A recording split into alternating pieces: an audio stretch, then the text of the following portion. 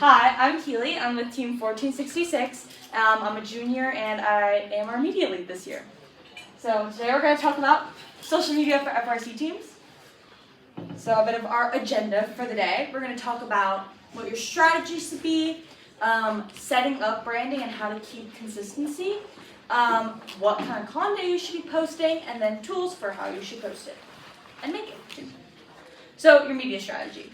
What do you want your content portfolio to communicate and achieve? What goals do you have? Who do you want it to reach?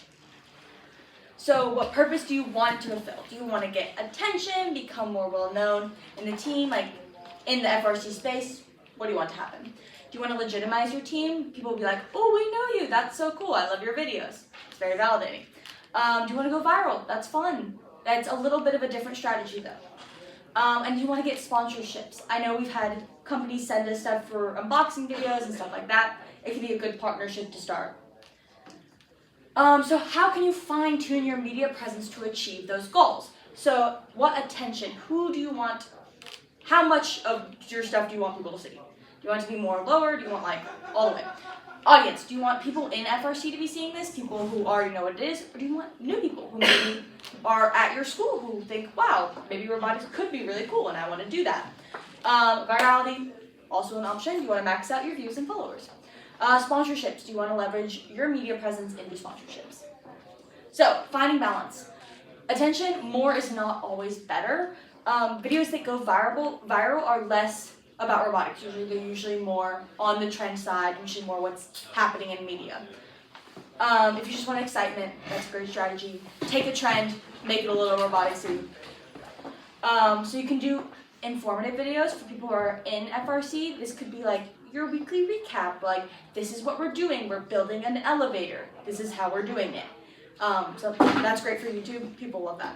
But they do usually get fewer views because they're not something someone's going to find on their For You page. They're more searching for that. Doing a variety of content is usually the best move. I'll show you how we do that in a minute.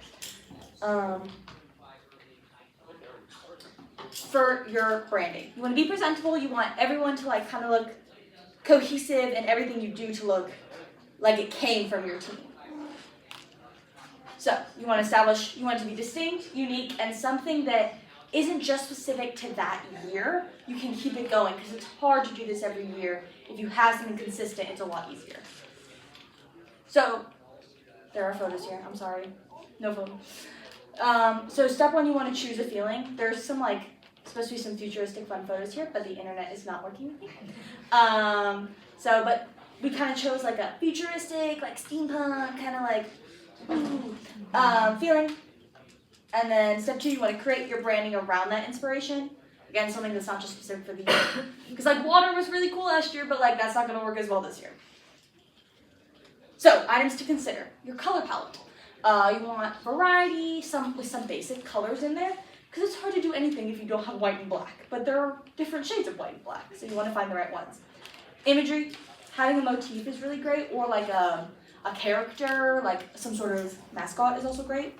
Fonts, gotta be flexible with it because computers are weird, it's hard to download the same font, but like if you want serifs or you don't want serifs, just try to be like something's vague.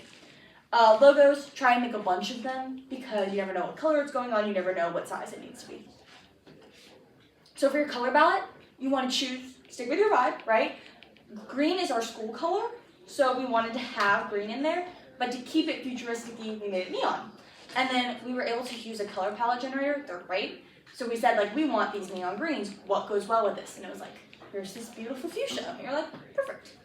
But also make sure you have black, white, and gray. Because you will be really sad if you don't. Because then you're very limited. Because you can't, it's hard to do backgrounds. And then get creative. Have fun with it, you know? Are none of my photos loading? Imagery. You want to find a motif that fits your team. So, school mascot, something like I was saying earlier. We chose circuitry because we thought that was roboticsy enough, but also something that's easy enough to carry out through years.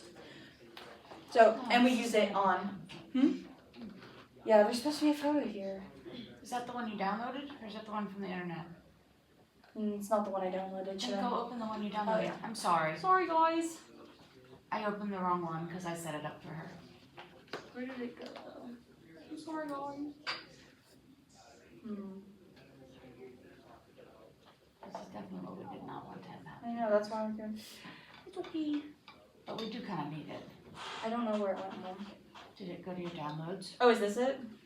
It's probably that one if you just go back to the page. Sorry.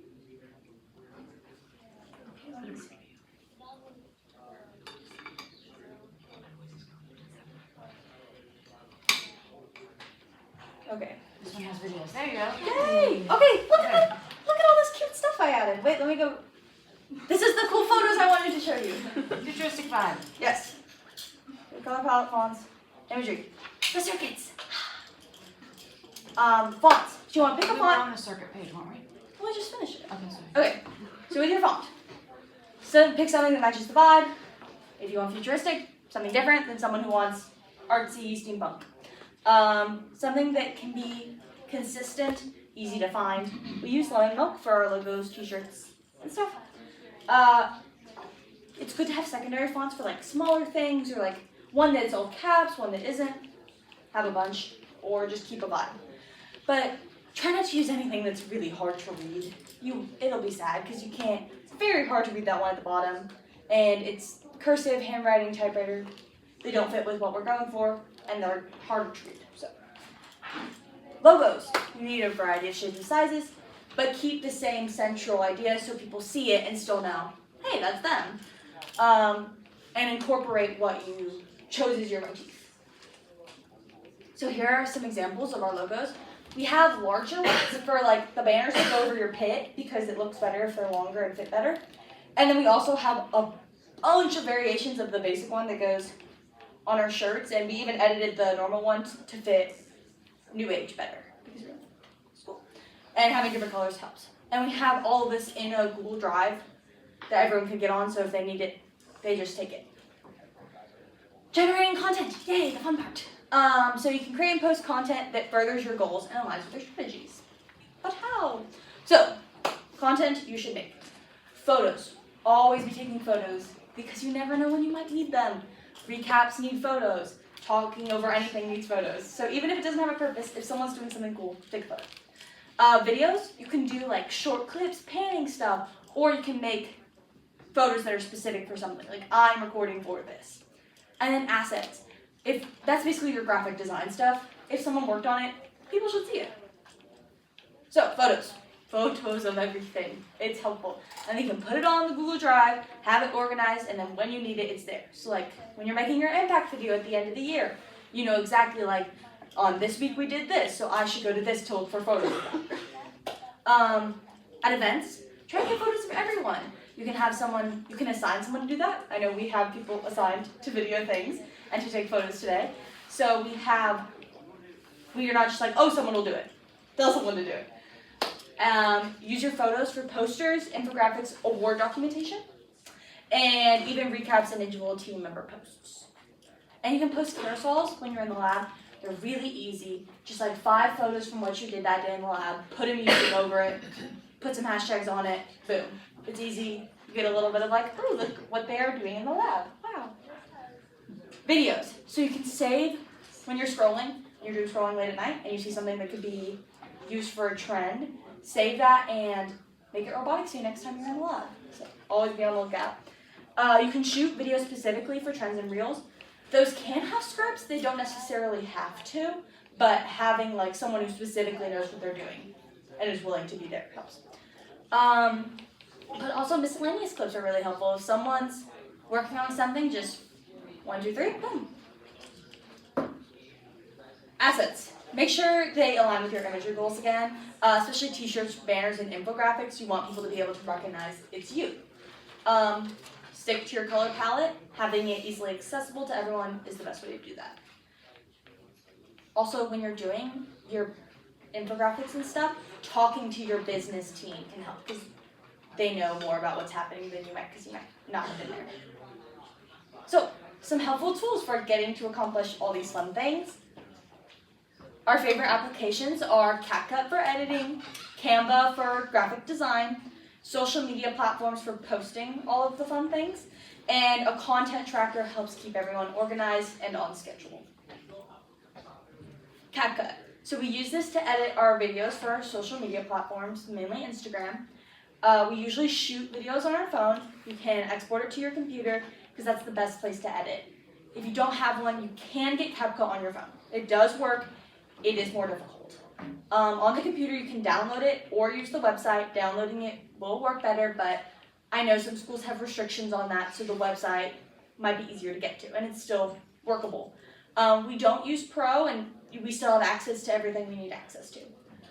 Videos, you can put, like, if I have an audio from a video, Pro allows you to just cut the audio out, but because of the way you can't do that, but it lets you just strip the audio from the actual video that you have, and you can put the trend audio under it in the layering. So there are ways to get around it. Audio can be recorded with the video. I highly suggest getting mics. You can find inexpensive good mics out there, and it just makes your videos feel a lot more professional and a lot easier to understand. Canva. Canva is for your graphic design, for your t-shirts, your posters, your buttons. So they're useful for presentations like this, and it has so much stuff on it already that you can just put in without having to draw it yourself or create it yourself. It has a lot of available things on it. That's how we made our this year's shirts, which incorporated similar designs but was a little different. Platforms. We mainly use Instagram because there's already a big FRC community on there. We communicate with other FRC teams through the DMs, and we're able to work with them there, which is really interesting. You can post anything here, and anything you post on Instagram should go to Facebook because your parents will think it's cool. TikTok, if you have something silly, something goofy, it doesn't have to be very organized there. Just put anything that you think is silly on there. YouTube, that's for your people who are really into FRC who want to see how you built that robot. Like, we're going to be posting all of these seminars on YouTube. So for people who are interested in FRC. We do post some short form on there, but it gets less traction. Tracker. This is really important. All your content should go into a Google Drive. We have ours sorted by the months so content folder, months, and then each month we have a folder for our finished content. So people can see what we posted when, and it has for each week all the photos we took that week, so you know where to find them. Keep track of where your videos have been posted, and having a tracker that says, here's the caption, here's the hashtags. So if you're sick that day and the mentor needs to post it, they know exactly where everything needs to go and what it needs to say. Just makes it easier to have the group work on it if it's there. So, how do you set up your schedule? First, you gotta figure out what your team can actually do. Set reasonable goals. So make the schedule clear and visible to everyone. We have a copy on our Discord, we have a copy in the lab, we have it on our Google Drive. Everyone needs to be able to see it, everyone needs to know what's happening. It really helps if you work ahead. It's so much less stressful to be working on next week's video than tomorrow's video. So it's easier if you've got a little bit of a backlog going on. And then just stick to it. It's easier. And if you mess up, it's okay. If you miss a day, it's fine. No one's tracking you that hard. But it's good. It feels good when you get it all out there. So here's what our month looks like. So we have the Sunday recaps. Sorry if it's hard to read. That's going to be like the minute long. Here's what we did this week video. And then we have 2 lab carousels on the day that we are in the lab. That's just 5 to 10 photos of what you did that day with a little caption. Our trend reels are something we found on the internet and made roboticsy. And our goal is to always be doing something that FRC teams aren't doing already. So it helps if we're like the first, which is not always possible, obviously. And then we have an outreach carousel, which is just photos of the outreach we've been doing, because that's the really cool stuff of what we get to help people with.